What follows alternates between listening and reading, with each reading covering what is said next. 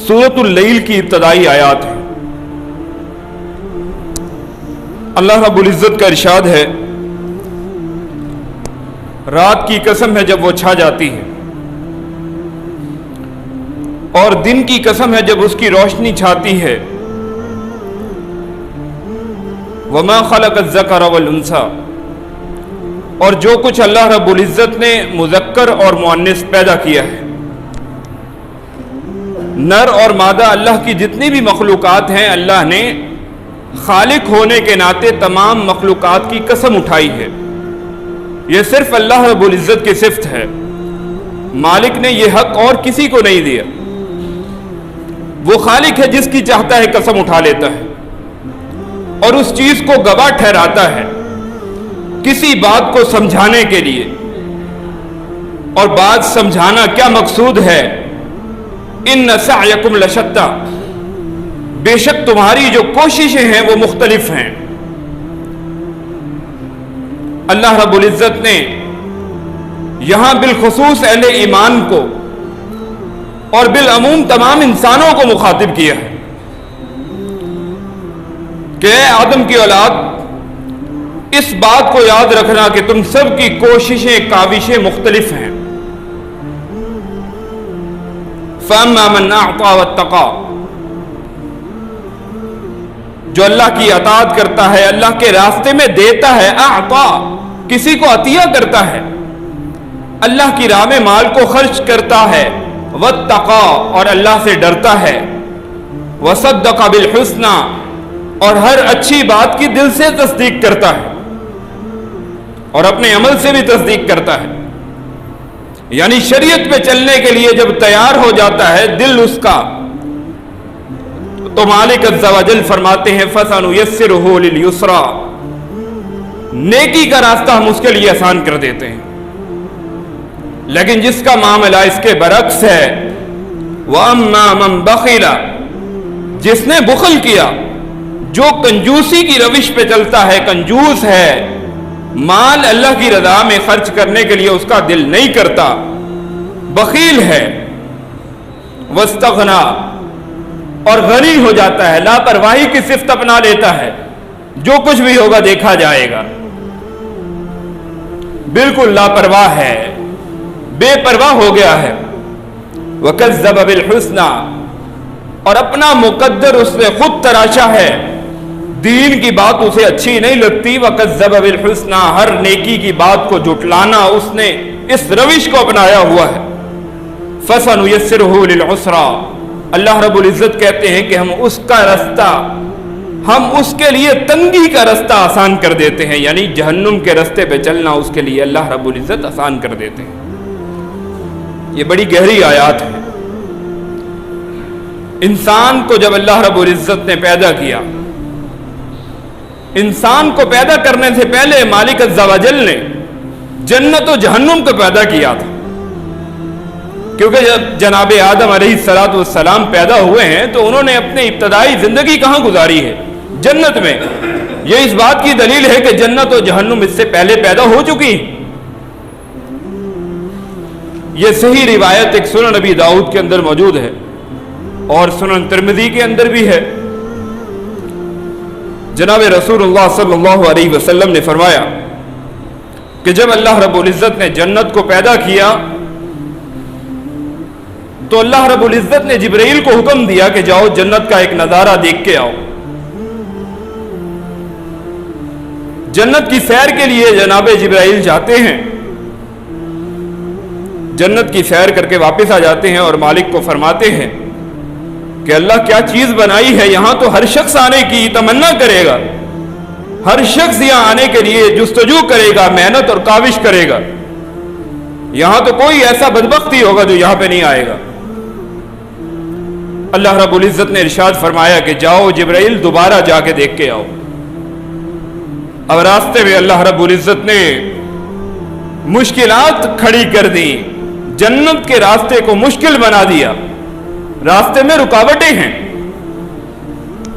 जिब्राइल जब जाते हैं वापस देख कर आते हैं, रुकावटों की इतनी कसरत है, सख्तियां हैं, तंगियां हैं जन्नत के रास्ते में। जिब्राइल आके फरमाते हैं मालिक اب مشکل ہی ہے کہ کوئی شخص ان تنگیوں کو، ان مشکلات کو، ان کی برداشت ناممکن ہے، مشکل ہی ہے، تھوڑے سے لوگ جنت میں آئیں گے۔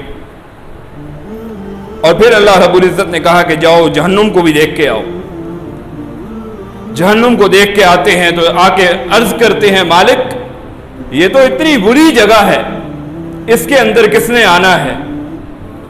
اللہ رب العزت ایک دفعہ ایسے نظارہ کرواتے ہیں اور اس کے بعد دوبارہ بھیجتے ہیں، اور پھر جہنم کے راستے کو ہر چیز جو انسان کو دلکش لگتی ہے، انسان اس کی طرف مائل ہوتا ہے، جہنم کے راستے کو ایسی چیزوں سے بھر دیتا ہے اللہ رب العزت۔ اور پھر جب جناب جبرائیل جہنم کی سیر کر کے آتے ہیں، دیکھ کر آتے ہیں جہنم کو، تو آگے فرماتے ہیں کہ اب مالک اس میں ہر شخص جس طرح کی رنگینیاں آپ نے اس کے راستے میں رکھی ہیں، ہر شخص اس سے کوئی شخص مشکل ہی ہے جو جہنم کی آگ سے بچا پائے گا اپنا دامن۔ صرف یہ حدیث ہے، محض میرے آج کے خطبے کا موضوع ہے۔ یہ حدیث سنن نبی داؤد میں 4744 اس کا نمبر ہے۔ انسان ہدایت کے رستے پہ چلنا چاہتا ہے، انسان کی فطرت میں اللہ نے اسلام کو پرویا ہے، سمویا ہے۔ نبی علیہ الصلوۃ والسلام کی حدیث ہے بخاری میں، حدیث کا نمبر 6599 ہے۔ سیدنا ابو ہریرہ رضی اللہ عنہ روایت کرتے ہیں کہ ہر شخص اللہ رب العزت کی طرف سے فطرت پہ پیدا ہوتا ہے، اور پھر اس کے والدین ہیں جو اسے یہودی، عیسائی یا مجوسی بنا دیتے ہیں۔ یعنی انسان کی ہدایت میں سب سے پہلی جو رکاوٹ ہے وہ کون ہے؟ انسان کے والدین ہیں۔ لیکن والدین اگر عقیدہ توحید ان کے دلوں میں منور ہے، والدین اگر تربیت کرتے ہیں اولاد کی، صبح فجر کی نماز کے لیے اٹھاتے ہیں، یہ نہیں ہے کہ 6 بجے سویا ہے، 5 بجے اگر نماز ہے فجر کی، اولاد سوئی ہے، لیکن 8 بجے وہی والد اٹھا کے سکول کے لیے بھیجتا ہے۔ اولاد کو بے نماز کس نے بنایا ہے؟ یہی اولاد کل قیامت کے دن مالک عز و جل کے سامنے کیا رونا روئے گی؟ ربنا انا اطعنا سادتنا وکبراءنا فاضلونا السبیل، یہ ہمارے آباء و اجداد ہیں، ہم نے ان کے پیچھے چل کے ساری زندگی گزاری ہے۔ انا اطعنا سادتنا وکبراءنا، اپنے بڑوں کی اطاعت کی ہے ہم نے۔ ہدایت کے رستے پہ چلتے ہوئے سب سے پہلی سیڑھی یہ ہے، انسان کی یہ خوش قسمتی ہے کہ اگر اسے والدین مومن مل جائیں، اور اگر معاملہ اس کے برعکس ہے پھر بھی یہ کوئی عذر نہیں ہے کہ کل قیامت کے دن ہم اللہ کے سامنے یہ عذر پیش کریں گے، مالک ہمیں جس گھر میں پیدا کیا تھا وہاں پہ عیسیٰ کے مجسمے کو پوجتے تھے، میرا کیا قصور ہے؟ یہ عذر ہم پیش نہیں کر سکتے۔ اس کی وجہ کیا ہے؟ اللہ رب العزت نے جب انسانوں کی روحوں سے وعدہ لیا تھا، سورۃ الاعراف کی آیت 172 میں جا کے پڑھیے، مالک عز و جل نے جب یہ ارشاد فرمایا کہ جب اس وقت کو یاد کرو جب اولاد آدم کو میں نے آدم کی پشت سے نکالا اور اسی لمحے ان کی روحوں سے وعدہ لیا، الست بربکم، وعدہ یہی تھا، کیا میں تمہارا رب نہیں ہوں؟ سب نے کہا قولوا بلا شہدنا، ہم اس بات کی گواہی دیتے ہیں۔ اللہ رب العزت نے ساتھ ہی یہ ارشاد فرمایا ہے کہ کہیں قیامت کا دن ہو اور تم لوگ مجھے آ کر یہ نہ کہنا او تقولوا انما اشرک آباؤنا من قبل وکنا ذریہ، ہمارے تو والدین مشرک تھے، وہ جا کے قبروں پہ چادر چڑھاتے تھے، ہم بھی ان کے پیچھے لگ گئے۔ یہ دلیل نہیں ہے کل قیامت کے دن چھوٹنے کے لیے، اس دلیل کو، اس عذر کو پیش کر کے مالک کے آپ دربار سے چھوٹ نہیں سکتے۔ سب سے پہلی رکاوٹ والدین کی رکاوٹ ہے، اور پھر لیکن ساتھ مشروط ہے کہ اگر والدین مشرک ہیں آپ کو اللہ نے دل و دماغ دیے ہیں، سوچنے سمجھنے کی صلاحیت دی ہے۔ اگر آپ کو دنیا کے معاملات کی فکر ہے تو آخرت کی فکر کیوں نہیں ہوتی؟ ہدایت پہ انسان چلنا چاہے تو چل سکتا ہے، لیکن رکاوٹ میں سب سے بڑی رکاوٹ والدین کی رکاوٹ ہے۔ دوسری رکاوٹ کیا ہے؟ نبی علیہ الصلوۃ والسلام نے فرمایا، صحیح مسلم حدیث کا نمبر 7108 ہے، نبی علیہ الصلوۃ والسلام نے فرمایا کہ تم میں سے کوئی شخص ایسا نہیں ہے جب وہ پیدا ہوتا ہے تو اس کے ساتھ ایک جنات میں سے ساتھی مقرر کر دیا جاتا ہے۔ ساری زندگی جنوں میں سے شیاطین کے چیلوں میں سے ایک شخص آپ کے ساتھ موجود ہے۔ اس چیلے کا کام کیا ہے؟ آپ کو نیکی کی راہ سے روکنا ہے، برائی کی طرف آمادہ کرنا ہے۔ شیطان سب سے بڑا دشمن ہے۔ صحابہ نے فوراً سے دیکھیے سوال کیا کیا تھا، اللہ کے پیغمبر کیا وہ جن ساتھی آپ کے ساتھ بھی ہے؟ نبی علیہ الصلوۃ والسلام نے یہ نہیں فرمایا کہ گستاخی کر دی ہے، سوال کرنے کا حق ہے۔ صحابہ نے سوال کیا ہے، جناب رسول اللہ صلی اللہ علیہ وسلم نے تسلی کروائی ہے، ہاں میرے صحابہ میرے ساتھ بھی ہے، جنات میں سے ایک ساتھی ہے، لیکن اللہ نے اسے اسلام سے نوازا ہے، اللہ نے اسے مسلمان کر دیا ہے، وہ مجھے نیکی کے سوا کسی چیز کا حکم نہیں دے سکتا۔ یہ شان ہے جناب رسول اللہ صلی اللہ علیہ وسلم کی۔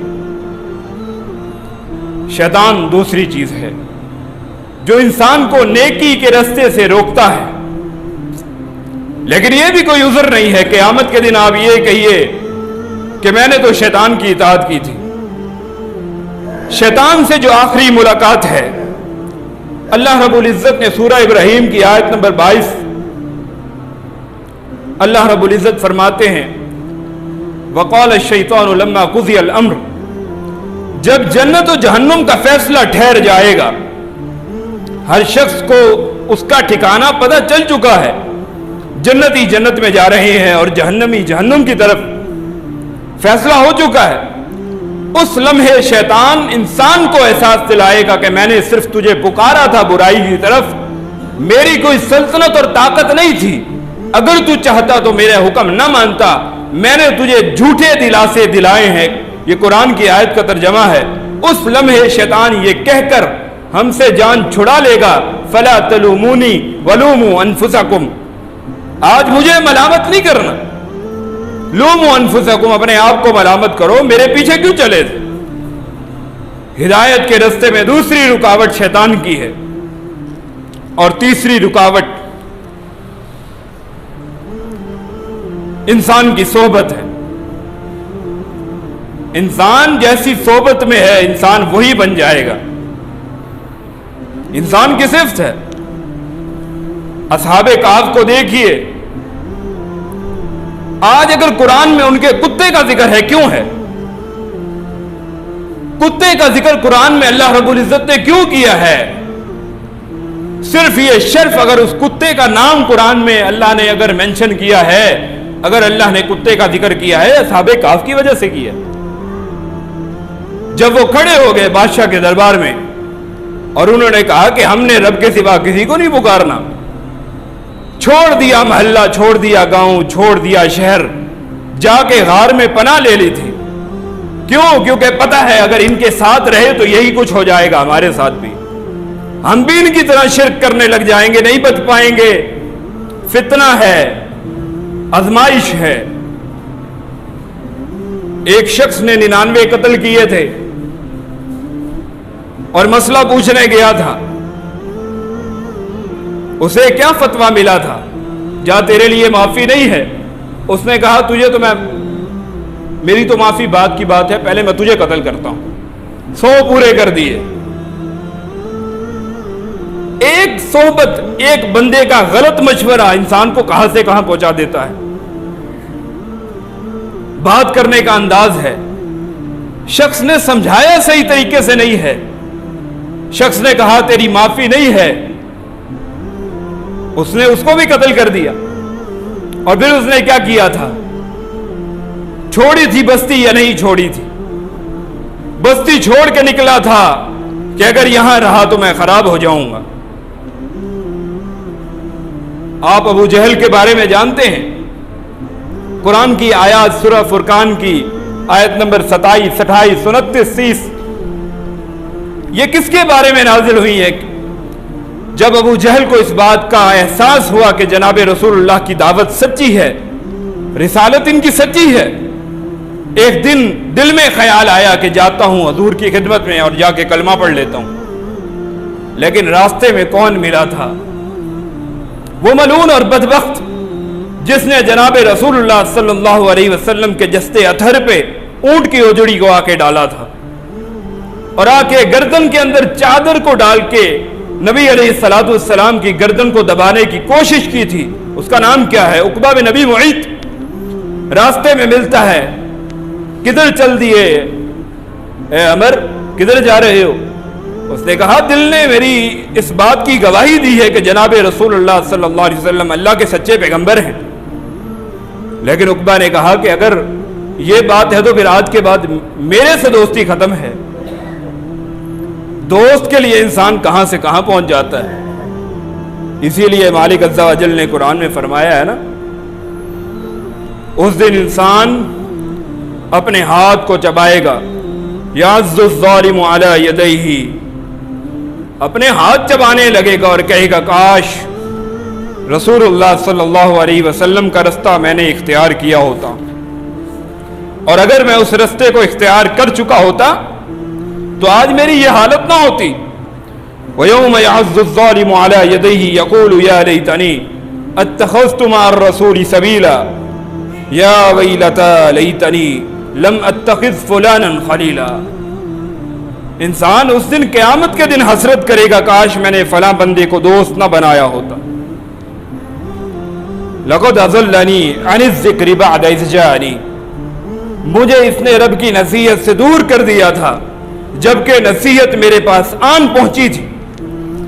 مجھے پتا تھا شریعت کا سچے راستے کا تعین اللہ نے مجھے کروا دیا تھا، راستے کی پہچان ہو گئی تھی، لیکن اس نے مجھے راستے سے بہکا دیا۔ اللہ رب العزت فرماتے ہیں وَكَانَ الشَّيْطَانُ لِلْإِنسَانِ خَذُولًا، شیطان جو ہے انسان کو آخرت میں اکیلا چھوڑنے والا ہے۔ یہ شیطان انسانوں میں سے بھی ہو سکتا ہے، جنات میں سے بھی ہو سکتا ہے، اور پھر اگر انسان اللہ کے ذکر کو چھوڑ دے، دین سے دوری کی روش اختیار کر لے، وَمَن يَعْشُ عَن ذِكْرِ الرَّحْمَنِ نُقَيِّضْ لَهُ شَيْطَانًا فَهُوَ لَهُ قَرِينٌ۔ اللہ رب العزت ارشاد فرماتے ہیں، سورہ زخرف کی آیات ہیں کہ جو شخص بھی مالک کے ذکر سے منہ موڑ لیتا ہے اللہ اس پہ شیطان کو مسلط کر دیتے ہیں، وہی اس کا ساتھی ہوتا، اور قیامت کے دن انسان کو حسرت ہوگی کہ کاش تیرے اور میرے بیچ میں مشرق اور مغرب کا جتنا فاصلہ ہے اتنا فاصلہ ہوتا۔ ہدایت کے راستے میں تیسرا جو سبب ہے، اور جسے سب سے بڑا سبب آپ کہہ سکتے ہیں، انسان کی تقدیر ہے، انسان کی تقدیر ہے۔ یہی سورۃ الاعراف کی آیت نمبر 179 ہے، وَلَقَدْ ذَرَأْنَا لِجَهَنَّمَ كَثِيرًا مِنَ الْجِنِّ وَالْإِنسِ۔ یہ آیت اس بات پہ دلیل ہے کہ اللہ نے جنتی اور جہنمی لوگوں کو علیحدہ کر رکھا ہے، لیکن سوال یہ اٹھتا ہے کہ اگر انسان کا ٹھکانہ پہلے سے لکھا جا چکا ہے پھر انسان کو عمل کرنے کی کیا ضرورت ہے؟ تو ایسا تو کوئی سوال نہیں ہے کہ جو جناب رسول اللہ صلی اللہ علیہ وسلم سے صحابہ نے پوچھا نہ ہو۔ ایک جنازے کے لیے جناب رسول اللہ صلی اللہ علیہ وسلم تشریف لے جاتے ہیں، صحیح بخاری کی روایت ہے، جناب علی المرتضی رضی اللہ عنہ اس کے راوی ہیں، فرماتے ہیں کہ ابھی قبر کھودی جا رہی تھی اور رسول اللہ صلی اللہ علیہ وسلم کے ہاتھ میں ایک ٹہنی ہے اور مٹی کے اوپر کچھ لکیریں لگا رہے ہیں، اور فرمانے لگے کہ اے میرے صحابہ، تم میں سے کوئی شخص ایسا نہیں ہے جس کا ٹھکانہ اللہ نے اپنے ہاں لکھ کے نہ رکھا ہو۔ صحابہ نے پوچھا کیا ہم اپنی تقدیر پہ بھروسہ کر کے اعمال کو چھوڑ دیں؟ نبی علیہ الصلوۃ والسلام نے فرمایا کہ ایسا نہیں ہے، ایسا نہیں ہے۔ تم میں سے جو شخص جس چیز کے لیے پیدا کیا گیا ہے اس کے لیے وہی راستہ آسان کر دیا جاتا ہے۔ اب فیصلہ آپ کے اوپر ہے۔ اگر آپ کا دل نیکیوں میں لگتا ہے، اپنے بارے میں گمان رکھیے رب سے، رب العزت آپ کے ساتھ وہی معاملہ کریں گے جیسا آپ رب العزت کے بارے میں دل میں گمان رکھے ہوئے ہیں۔ اگر آپ کا دل نیکیوں میں لگتا ہے، خوشخبری ہے آپ کے لیے کہ آپ کے لیے جنت کا راستہ آسان ہے۔ لیکن اگر نیکی کے راستے پہ چلتے ہوئے ماتھے پہ بل پڑتے ہیں، 2 منٹ سے زیادہ قرآن و حدیث کی محفل میں بیٹھنا گوارا نہیں ہوتا، وقت نہیں ہے، تجارت میں اتنے پھنسے ہیں، نمازوں کے لیے وقت نہیں ہے، ہر چیز کر سکتے ہیں، رمضان کے روزے نہیں رکھ سکتے، پھر سمجھ لیجئے کہ پھر معاملہ کچھ اور ہی ہے، معاملہ اس کے برعکس ہے۔ لیکن یہ بھی کوئی ہمارے پاس عذر نہیں ہے کہ ہم قیامت کے دن چھوٹ جائیں اس وجہ سے کہ اللہ تو نے تقدیر میں میرے لیے یہ ٹھکانہ لکھا تھا۔ انسان کے ذمہ دعا ہے، انسان دعا کر سکتا ہے، انسان جگہ بدل سکتا ہے، ضرورت پڑے تو انسان اپنا نام بھی بدل سکتا ہے۔ جناب رسول اللہ صلی اللہ علیہ وسلم کے پاس ایک شخص آتا ہے، اس کا نام حزن ہے، یہ روایت بھی بخاری شریف میں ہے، اس کا نام حزن ہے، اور حزن کا معنی پریشانی، غم ہے۔ جناب رسول اللہ صلی اللہ علیہ وسلم اس سے فرماتے ہیں کہ نام اپنا تبدیل کر لو، اور کہنے لگا باپ دادا نے رکھا ہے، نام بڑا پیارا ہے، نام نہیں بدل سکتا، نام نہیں بدلا اس نے۔ تیسری پشت میں اس کے پوتے نے شکایت کی، کاش میرا دادا نام بدل لیتا۔ جس دن سے رسول اللہ صلی اللہ علیہ وسلم کے حکم کی نافرمانی کی ہے، اس دن سے ہمارے خاندان سے مصیبتیں ختم نہیں ہوئی۔ نام کا شخصیت پہ اثر ہوتا ہے۔ نام بدل کے دیکھیے، جگہ بدل کے دیکھیے۔ غزوہ خیبر سے واپسی پہ صحابہ کرام کی فجر کی نماز قضا ہوئی تھی، بخاری میں روایت موجود ہے، مسلم میں موجود ہے۔ رسول اللہ صلی اللہ علیہ وسلم نے جب سو گئے تھے، جناب بلال کو مقرر کیا تھا کہ ہمیں اٹھا دینا، اور نہیں اٹھ پائے، نماز فجر کی رہ گئی، سورج نکل آیا۔ اس لمحے جناب رسول اللہ صلی اللہ علیہ وسلم نے کیا فرمایا تھا کہ اس جگہ پہ شیطان نے پڑاؤ ڈالا ہے، اس جگہ کو تبدیل کرو اور آگے جا کے اذان دو، بلال وہاں نماز پڑھنی۔ جگہ کو بدلیے، نام کو بدلیے، لیکن جو چیزیں نہیں بدلی جا سکتی ان پہ اللہ سے دعا کیجئے۔ والدین تو وہی ہیں جو آپ کے مقدر میں ہیں، لیکن آپ اپنا نام بدل سکتے ہیں، آپ اپنا معاشرہ بدل سکتے ہیں، آپ اپنی صحبت بدل سکتے ہیں، تمام چیزیں بدلی جا سکتی ہیں، لیکن شرط یہ ہے کہ دل کے اندر والذین جاہدوا فینا لنہدینہم سبلنا، جو ہمارے رستے پہ چلنے کے لیے تیار تو پہلے ہو۔ ہدایت کے رستے اللہ پھر خود ہی کھول دیتے ہیں۔ اللہ رب العزت سے دعا ہے، جو کچھ سنا ہے، جو کچھ سنایا ہے، اللہ رب العزت سب سے پہلے مجھے اور پھر آپ کو عمل کرنے کی توفیق عطا